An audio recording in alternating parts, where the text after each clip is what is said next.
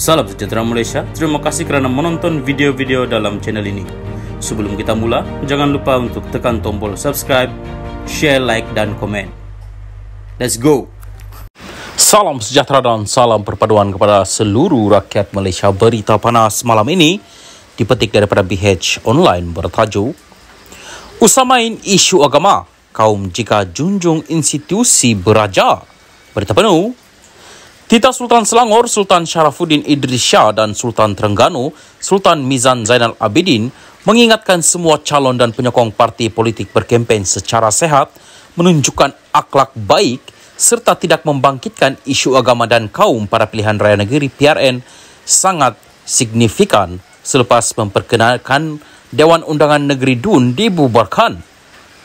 Kita yakin hasrat sama turut dikongsi Sultan Kedah dan Sultan Kelantan yang di Pertuan Besar Negeri Sembilan, yang di Pertua Negeri Pulau Pinang, yang negeri baginda semua turut terbabit dalam proses demokrasi itu.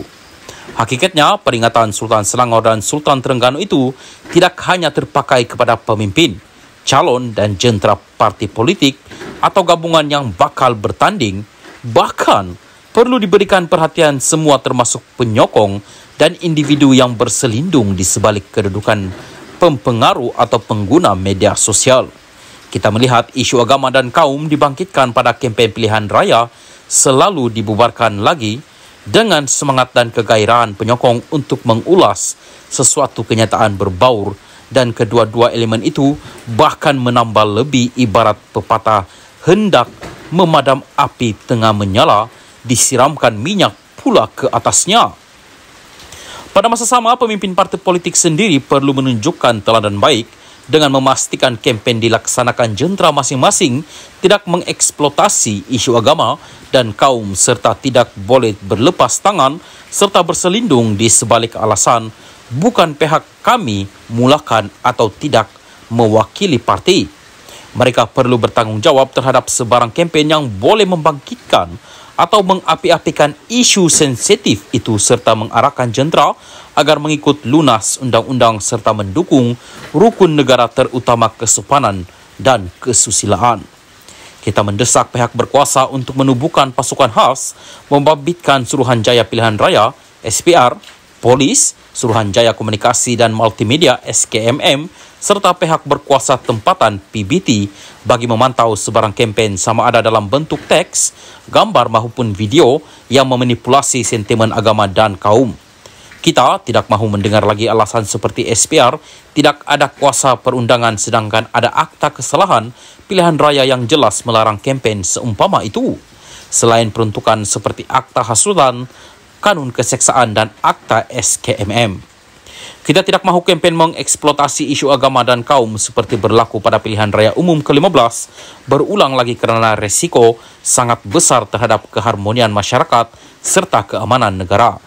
Kita menyeru semua pihak untuk menjunjung titah Sultan yang sebenarnya sebelum ini sudah banyak kali dijadikan pesan dan amanat oleh Yang di-Pertuan Agong Al-Sultan Abdullah Riayatuddin Al-Mustafa Bilal Shah jika benar mereka semua mempertahankan kedudukan institusi beraja serta keluhuran perlembagaan di negara ini. Sekian berita, salam Malaysia Madani. Salam sejahtera dan salam perpaduan. Berita seterusnya, Ahli Bersatu didakwa disiasat bawa akta hasutan. Berita penuh, Polis didakwa menyiasat seorang anggota Bersatu di bawah akta hasutan 1948 kerana berkongsi hantarannya mengkritik tokoh veteran DAP Lim Kit Siang di media sosialnya. Timbalan Ketua Biro Perundangan dan Perlembagaan Syah Liana Abdul Latif mendakwa polis dari Bukit Aman telah ke Pulau Pinang untuk menahan individu tersebut. Dia berkata anggota polis diberi arahan untuk menahan dan reman Ketua Penerangan Sri Kandi Muda Bersatu Pulau Pinang, Nur Hanani Abu Hassan, untuk beberapa hari. Nur Hanani yang mengandung 7 bulan turut didakwa di bawah Akta Komunikasi dan Multimedia 1998 CMA. Semua peranti miliknya, termasuk telefon dan komputer riba, dirampas dan polis telah mengambil alih akaun media sosialnya yang kini dipantau. Polis beritahu Nur Hanani yang mereka sedang mencari beberapa lagi berkaitan siasatan mereka, kata Syahsa dalam kenyataannya. Ketika dihubungi, Syahsa berkata seorang lagi anggota Serikandi Muda Bersatu di Besut, Terengganu turut disiasat di bawah akta hasutan kerana berkongsi hantaran yang mengkritik Lim. Dia bagaimanapun tidak dapat mengesahkan jika ia melibatkan hantaran yang sama. Malaysia kini telah menghubungi Bukit Aman untuk mendapatkan pengesahan berkenaan perkara ini. Banyak pertubuhan hak asasi manusia sebelum ini mendakwa Akta Hasutan 1948 dan CMA digunakan untuk menyekat kebebasan bersuara. Syahsa mendakwa siasatan terhadap Nur Hanani di bawah kerajaan adalah tindakan hipokrit.